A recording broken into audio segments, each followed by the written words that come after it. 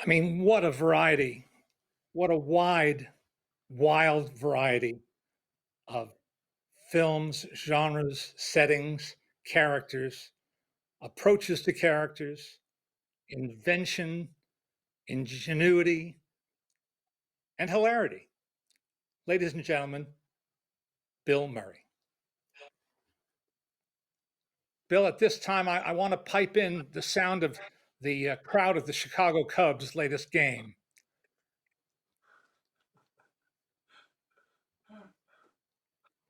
That's great. I wish I could watch it at the same time when we're doing this. What's the score, Leonard? I don't know what the score. I don't know, but as long as they're cheering, as they call it, ambient noise, something like that.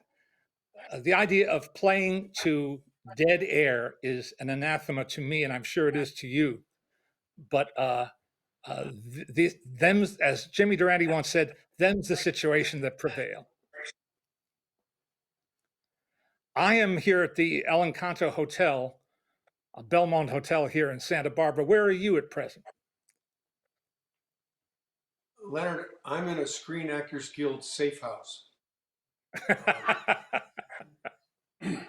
I was brought here in the trunk of a car, and they popped me out, gave me an ice bath, and then they just have all my films on loop over there, and so I'm okay. I'm sort of medicated, so to speak, and I'm happy to be out of the trunk of that car. I'll tell you that. Well, I can only imagine.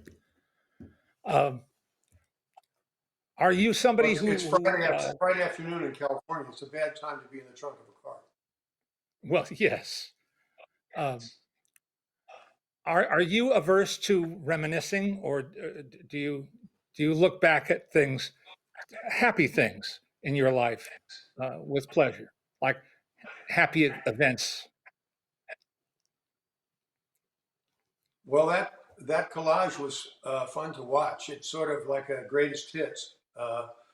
You managed to eliminate a lot of the bad stuff. You know, I, I play in a pro-am golf tourney, and people think I'm a very, very good golfer, but they don't realize that they don't show you bad shots. They only show you good shots. So it's sort of like your montage. It's a lot of great movies that great movie directors directed and great cinematographers shot and very great writers wrote. Did you envision yourself a movie actor when you were just starting out in show business? Is it- No, I just I really I just got a job before I thought of actually doing it for a living. I had a job before I thought of doing it for a living. And one night on the stage, I did something that I kind of watched myself do, and I thought, hey, that's pretty good. I could do this for a living. That's when I decided I could do it, and then from there, I came to realize that the more fun I had doing my job, the better I was at it. And I looked around at my friends and I thought, well, that's as good as anyone can do is have a job where you have to have fun to be good at it. So I stuck with it. I'm glad you did. And the idea of having, I mean, have you had the experience of making a film and you and your colleagues and co-stars all have a wonderful experience, great time, and the movie sucks? Uh, I don't think that ever really happened. Good. I think there were movies that we thought there were only a couple that uh, that weren't wonderful. I think that I enjoy watching, but there have been some that turned out mysterious that didn't quite work. Hmm. There's only really one that was an extraordinary time, a great visit with great actors and great people, and a great landscape and so forth, where it was just a puzzle that we didn't exactly solve. Yeah. So yes, once. That's a pretty good, if I might borrow a cliche, a pretty good batting average then. Well, I've been lucky. I mean, I may not hit for power, but I do hit for average. Yeah, that's the way I look at it. Um, who who did you enjoy watching when you were a kid? Well, um, I don't know who particularly I did like. It's more to me. What's more interesting is the people that I really didn't get when I was younger. You know, when I heard you use the term comedians or comics. I think there are people that I didn't quite understand when I was younger that later I got to really like. I mean, the person that jumps into my mind is Jack Benny. Jack Benny was a fellow who I thought was a little bit dry for a 10-year-old or a 12-year-old. But later, when I watched him, I saw that um, he was so deft. His timing was so precise. His face was such a beautiful um, um, photograph that I turn him on in jail TV and watch him. I record him, just to go back and watch him. And you're not thinking, oh yeah, here's a Jack Benny show with Frankie Avalon, and Frankie Avalon was pretty damn good. He was pretty funny, Frankie Avalon. I didn't remember that, and Jack Benny was perfect, absolutely perfect. But and I didn't really care for John Wayne much when I was a kid. I thought he was kind of stiff. But later I got to like him when I watched him more. I thought he had extraordinary self control, and he didn't push it. He let the story come to him. He let himself be the vehicle of the story. Much better than I ever appreciated when I was a kid. Well, you've just named two people who uh, have one thing in common that I can think of. They made it look easy. You never saw the effort. Well, it's not easy. I mean, No, of course it's not. really not easy. And I used to think I got someone who recently said, "Oh, I saw that last movie you used. I hope they didn't pay you because you were just being yourself." And I just rattled back. Well, it's harder than you think to be yourself. Why don't you try it sometime? Yeah, So exactly.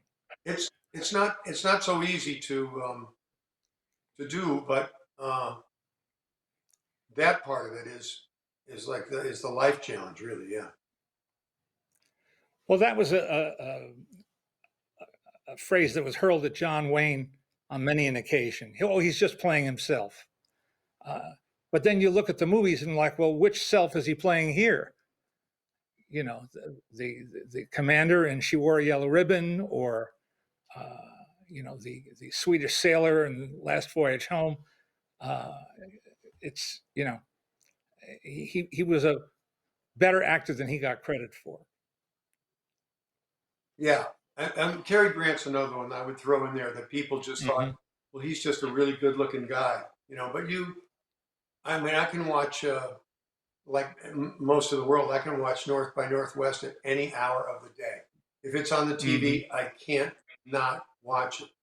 I mean, part of it is Hitchcock, and Eva Marie Saint is beautiful, but Cary Grant is just stunning in that role, and he does so many things. He's funny, he's romantic, he's heavy, he's frightened.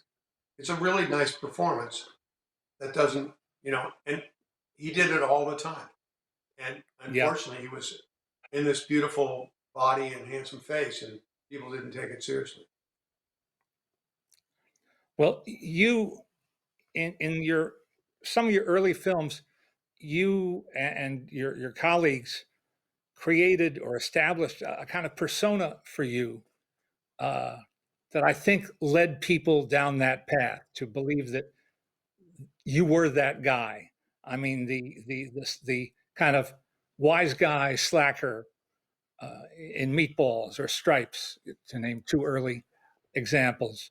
Uh, and maybe that's uh, what happened to you as it did to John Wayne, Cary Grant, and many, many others who I could name. Yeah, what happened to me? Good God, what happened to me? Well, for one thing, you were working with people that you were comfortable working with, Harold Ramis and Ivan Reitman, to name two. Well, in the early days, the promise that Ivan Reitman made was that if the movie was not good, it would never be released. He swore on an oath that it would never be released. But you know, Ivan was just a knucklehead uh, uh, Canadian who was smuggled out of Czechoslovakia in the bottom of a boat. You know, so all we could do is make fun of him and kid him all the time. But you know, he learned how to make movies. He certainly learned how to make movies, and I made a handful of them, and they all worked. They really did all work. Um, and working, I mean, Harold was someone that I knew from the Second City Theater in Chicago. He was in the theater with my brother Brian, and my brother Brian is the reason I ended up an actor because I had no other prospects, and I'd run down there to hide out away from the eyes of judgment.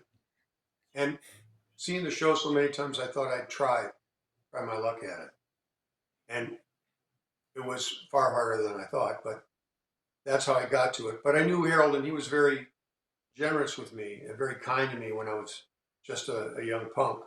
They were always very nice to me. Joe Flaherty and Harold and Eugenie Russell. And they were very nice to me. They still, save Harold, they still are. But I was lucky with them, and that's part of the luck that I've had when you say what happened to me. I was lucky to to be hanging on to the coattails of all those people, Belushi, especially, and Danny Aykroyd, people that went out there and did it first. And I was, I learned so much by watching them. And you say you never imitate someone. Well, when I first started, I sure sounded like my brother Brian. They used to give me scenes of his to do at Second City, and I think I must have sounded so much like him that people thought, "Oh, Brian's back in the show." But oh no, looks like him a little bit.